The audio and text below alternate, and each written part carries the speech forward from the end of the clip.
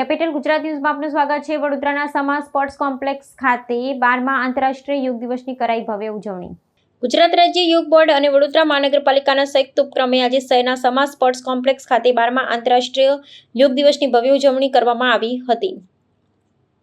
વહેલી સવારે આયોજિત આ કાર્યક્રમમાં શારીરિક અને માનસિક સ્વાસ્થ્ય પ્રત્યે જાગૃતિ દર્શાવતા હજારોની સંખ્યામાં નગરજનો એક સાથે કોમન યોગ પ્રોટોકોલ મુજબ સૂર્ય નમસ્કાર અને વિવિધ યોગાસનો કર્યા હતા। આ સામૂહિક યોગાભ્યાસ થકી વડોદરાવાસીઓએ સ્વસ્થ ભારત સશક્ત ભારતનો સકારાત્મક સંદેશ વહેતો કર્યો હતો।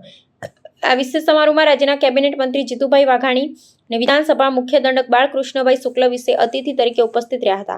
તેમની સાથે વડોદરા મ્યુનિસિપલ કમિશનર અરુણ મહેશબાબુ, શહેર પ્રમુખ ડોક્ટર જયપ્રકાશ સોની, મેયર તેમજ ડેપ્યુટી મેયર સહિતના ઉચ્ચ પદાધિકારીઓ અને વહીવટી અધિકારીઓએ પણ યોગાભ્યાસમાં સક્રિયપણે ભાગ લીધો હતો। રાજકીય અને વહીવટી પાંખના આગેવાનોની મંચ પરથી સીધી ભાગીદારીએ શહેરીજનો અને યુવા વર્ગમાં ફિટનેસ પ્રત્યે ભારે ઉત્સાહ પૂરો પાડ્યો હતો। આ પ્રસંગે ઉપસ્થિત મહાનુભાવો યોગના વૈશ્વિક મહત્વ અંગે માર્ગદર્શન આપતા જણાવ્યું હતું કે આજના આધુનિક અને તણાવયુક્ત સમયમાં નિરોગી અને સંતુલિત જીવન જીવવા માટે યોગ એકમાત્ર અક્ષીર માધ્યમ છે। પ્રાચીન ભારતીય સંસ્કૃતિની અમૂલ્ય ધરોહરને માત્ર એક દિવસ પૂરતી સીમિત ન રાખતા પ્રત્યેક નાગરિકે તેને પોતાની દૈનિક જીવનશૈલીનો અભિન્ન હિસ્સો બનાવવામાં અપીલ કરવામાં આવી હતી। શિસ્તબદ્ધ રીતે યોજાયેલા સામૂહિક યોગાભ્યાસથી સમગ્ર સ્પોર્ટ્સ કોમ્પ્લેક્સ પરિસર યોગમય અને સકારાત્મક ઉર્જાથી તરબતર બની ગયું હતું।